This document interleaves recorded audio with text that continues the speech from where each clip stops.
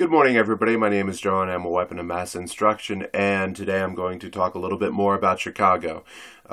If you all saw, last night I put up an episode which was basically all audio, and I apologize for that. I was driving, and even though I wasn't really organized then, I just needed to put that information out there. All right, so if you guys already saw it last night and you pretty much digested what I was saying, go ahead and skip this if you want. That's fine. If you're just tuning in, or if you missed that last episode, or whatever the case may be, and you feel like watching, that's cool too.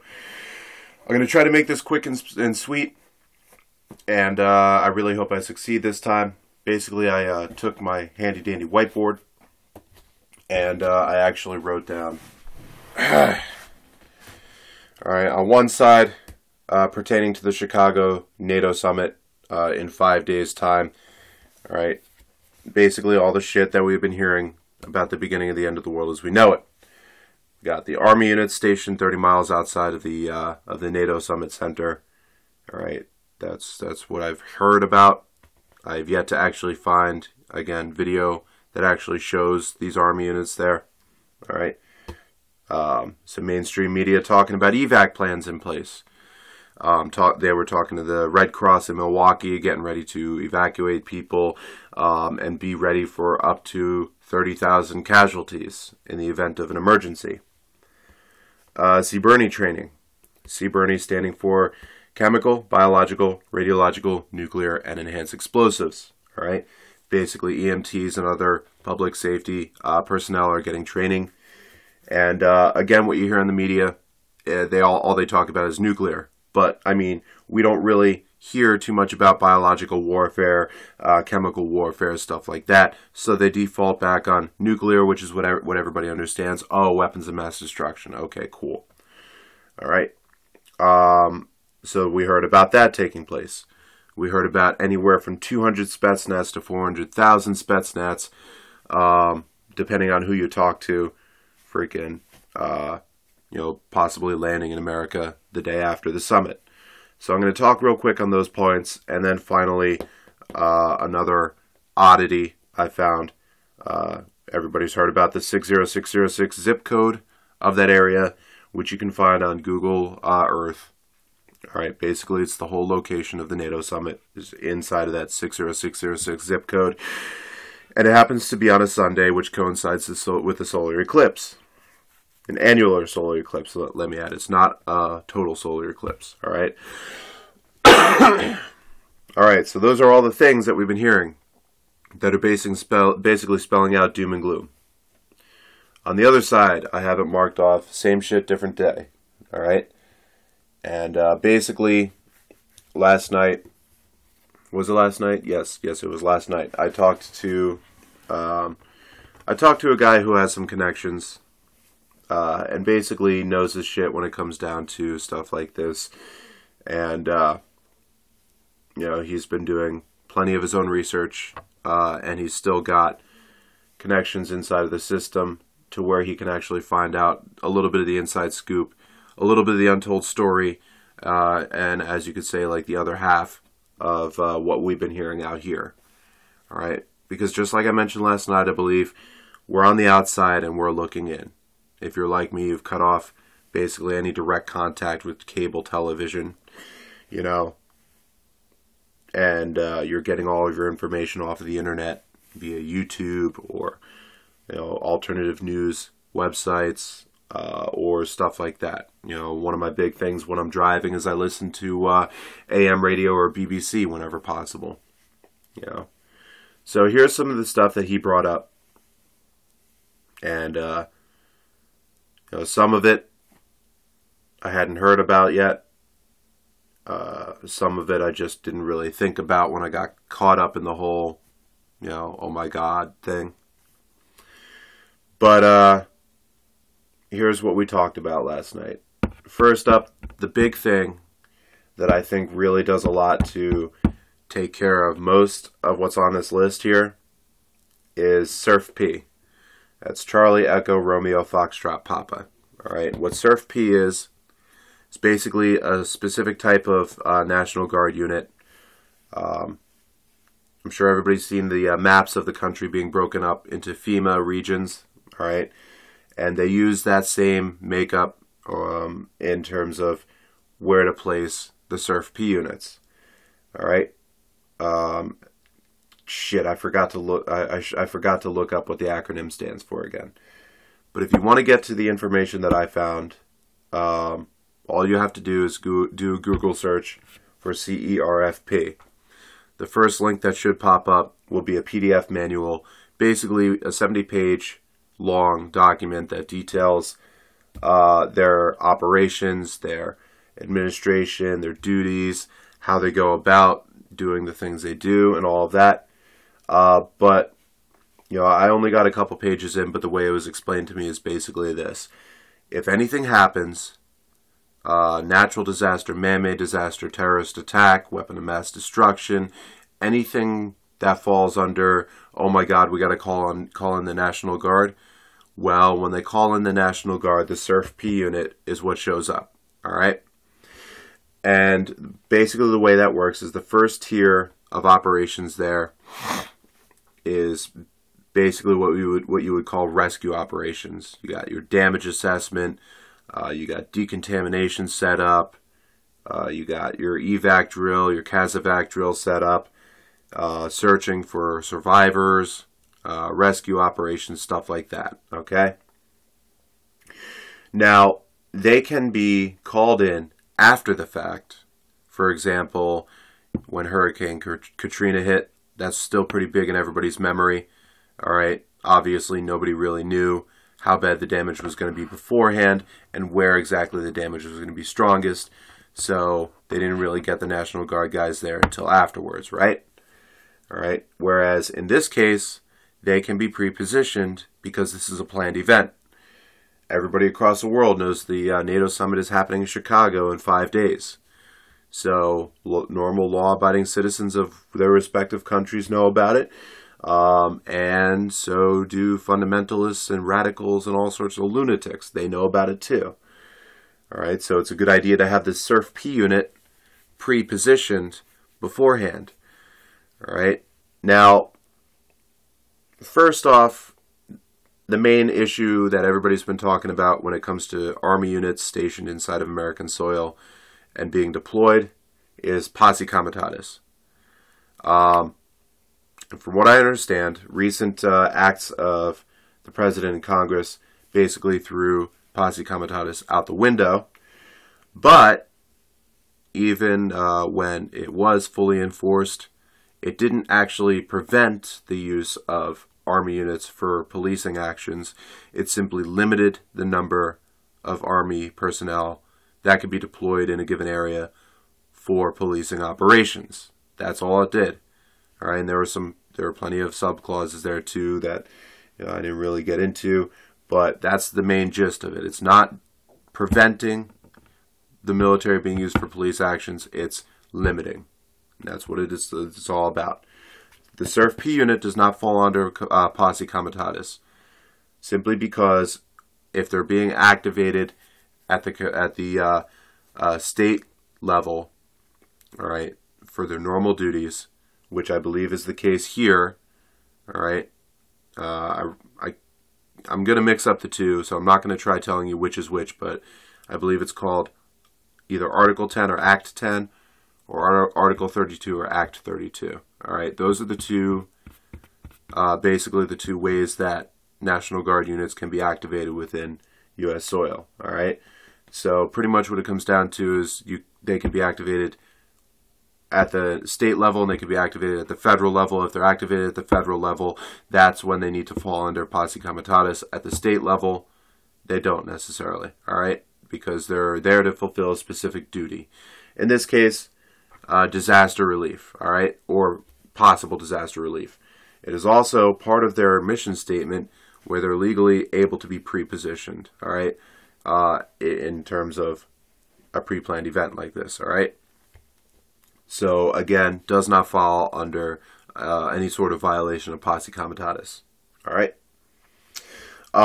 When they're on the ground, most of them are unarmed, or at least a good portion of them are, all right.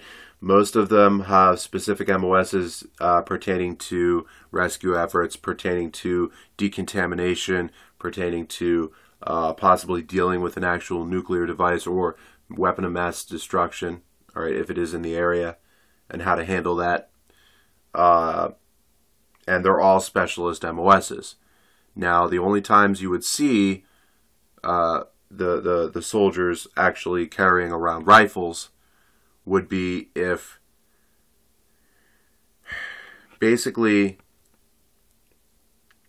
what it comes down to is there's 3 tiers of operations, and when you get to the second and the third tier, that's when you start seeing armed personnel. All right, the first tier of operations is your normal disaster relief. Your second tier of operations is basically, it would happen if the normal police units and other public safety units are completely overwhelmed. All right, and let me get this out there. When the National Guard units do support police units, they don't have arrest capabilities. They can only detain at the scene or at a safe location near the scene so that police can actually do the arresting. All right, and that's pretty much it. They're not there for combat operations. They're not there to make arrests. They're there to assist police, search, rescue, freaking protecting the peace. All right, and that's pretty much what that comes down to.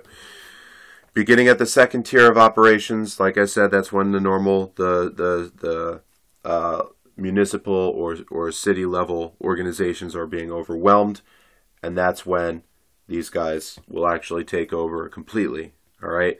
At the second tier, you're not going to see that many people with rifles. Basically, just a security element to make sure that their operations don't get attacked. All right, by looters, rioters, bandits, terrorists, whoever. At the third tier, that's when basically the shit is really starting to hit the fan. And even then, there's not a whole lot of guys with rifles and arms. All right. At the third tier, as part of the SURF-P unit, if I remember correctly, he told me maximum 120-man unit. Again, for security and basic patrolling. All right. I also heard about another unit that basically operates at the federal level, and I don't want to get into that because I haven't done any research on it. All right, so I don't know any facts or anything pertaining to it. But that's like, if it gets to the federal level, it's, basically that whole area has turned into a war zone already. So they're not going to turn it into a war zone by doing that. That is in response to an absolute breakdown of law. All right. The 6 Ps. If you haven't already heard what they are, that's pretty much common sense. Proper preparation prevents piss poor performance. And that's what we're all about. We're all about prepping for the doomsday scenarios, right? Making sure your guns and your ammo and your survival gear, your bug out bag, your food stock, your water supplies, your basic sanitation, all of that is taken care of, because then if the shit hits the fan, you'll be ready as best you can be. And that's what it comes down to here. They want to make sure that if the shit hits the fan, they're ready. All right, that's why you hear about this evac plan. That's why you hear about the C. Bernie training. All right, that's pretty much what that is, the 6 Ps. All right, let's talk about this 200 Spetsnaz to 400,000 Spetsnaz rumor. All right, now on this one, I'm on the fence. All right, my source basically reminded me about how we, the United States, as a show of goodwill, invite other countries' militaries into training. All right, it absolutely makes sense. It makes for a more effective fighting force. For example, let's say, for example, our counterterrorism units. All right, like I believe Delta is a big one for counterterrorism. You got SEALs, you got MARSOC, all these special operations units. One of their biggest things is counterterrorism and counterinsurgency operations. All right, and that's all about That's all part of fourth generation of warfare. Okay, and that's a term I heard a long time ago. Forgot all about it. Pretty much what it comes down to is we're facing an enemy who does not follow the normal laws of war. All right, they don't recognize the Geneva Convention. They don't recognize ethical treatment of prisoners of war.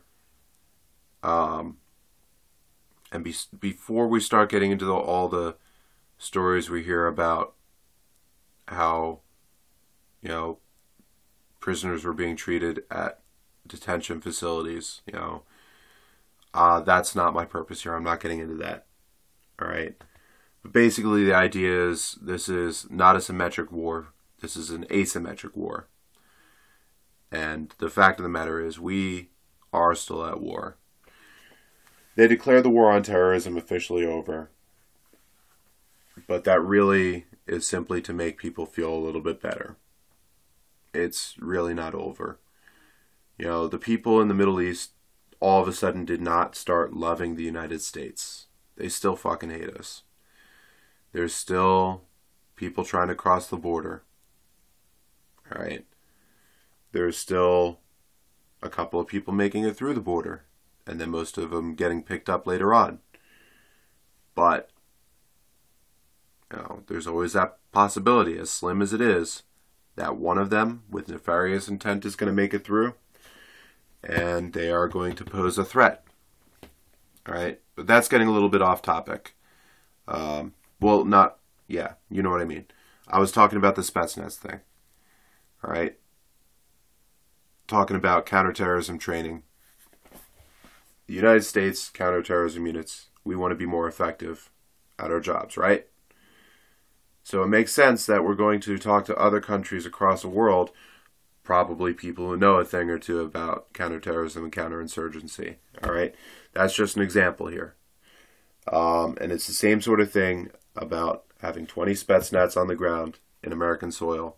All right, they're not here to take away our weapons. If it's just 20 of them, they're going to die first if that happens, because there'll be plenty of pissed off rednecks that don't want any Russians taking away their guns. All right. So, that's the thing. We have the official report of 20 Spetsnaz landing, and then there's, I don't even know where the hell this originates from, but 200 to 400,000 Spetsnaz. And the reason why I'm on the fence on that is because that's simply something that it's way too early to tell. We could scream one way or the other all we want, but until the 21st, we have no idea what's going to happen with the Spetsnaz, all right? If you're living in Colorado, probably you're on high alert anyway, just in case the shit hits the fan. And, I think with good reason, because I wouldn't feel very comfortable personally with foreign troops relatively near to my location. All right, but the main thing is, if it's just normal training, then it's just normal training. And it's been happening for years and years and years, and this year is no different when it comes to that. Let's think about it for a second. They're not going to come over here and train with us in the wintertime because they have plenty of cold weather training.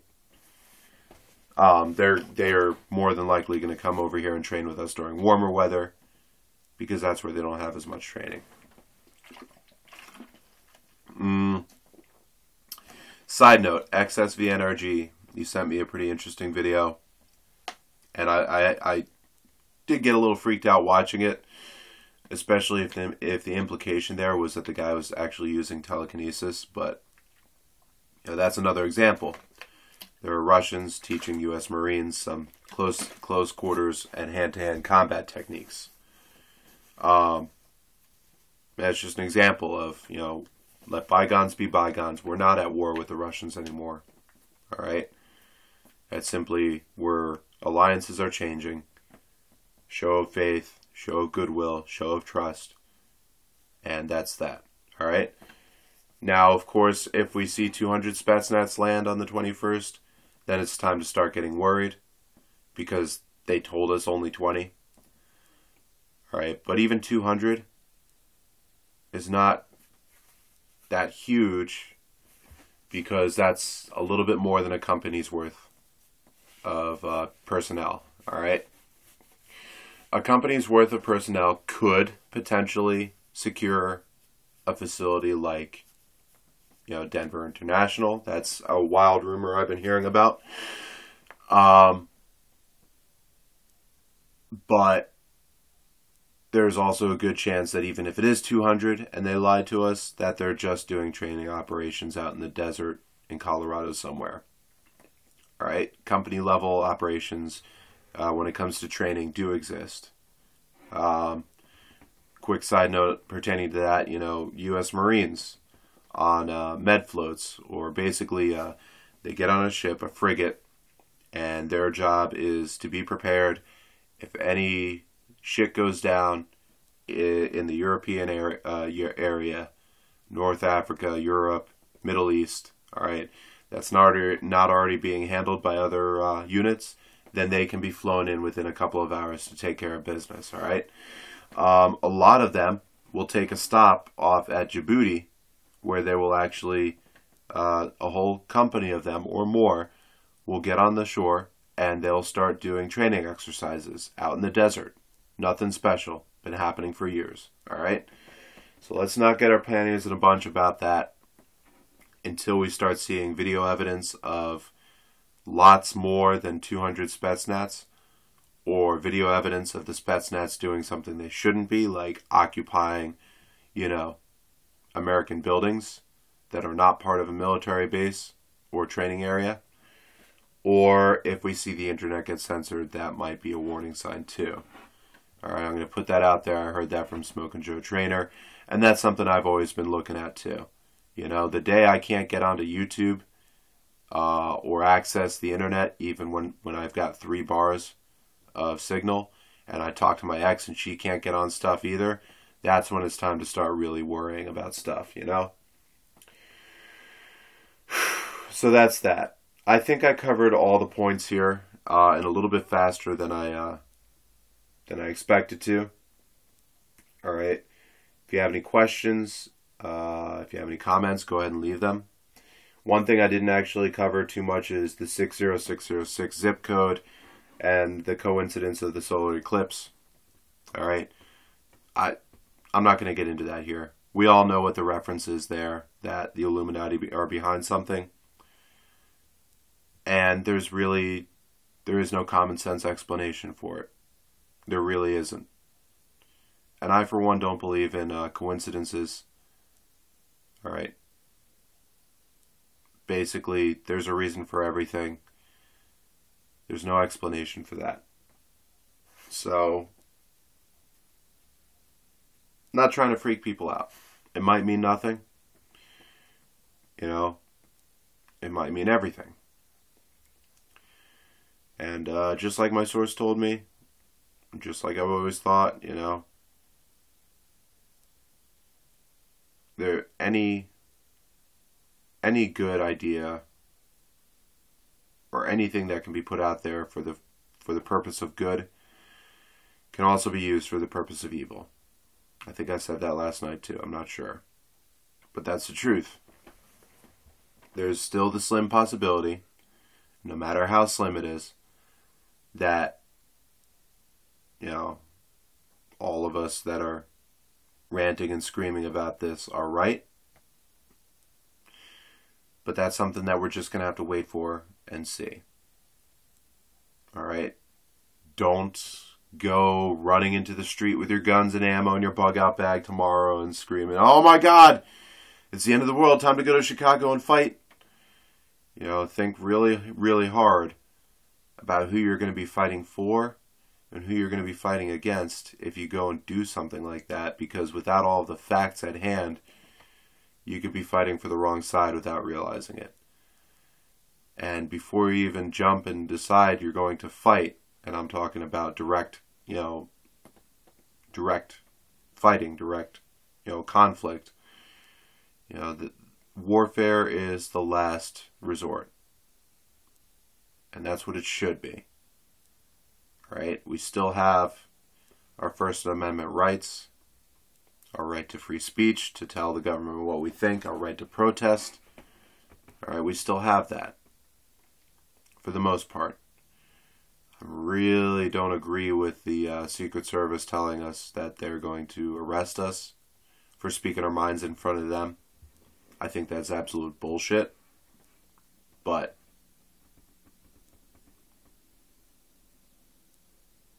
I don't know. That wasn't really part of tonight's topic. That just kind of came out, But for the most part, we still have our free speech. And we still have the ability to tell the government what we think. So we should keep on exercising that while we have it. I don't think we're at the point yet where, we're not at the point yet where we would need to be marching in the streets with arms. All right? I mean, obviously, other than, a pistol for self-defense, because I don't go anywhere without my pistol, anywhere. And I try to avoid places where I would have to disarm first. That's just me. But anyway, that's all I got for everybody. It all comes down to the same old thing. Be prepared. Keep your eyes peeled. Be ready. But also be aware of who you might be fighting for and who you might be fighting against.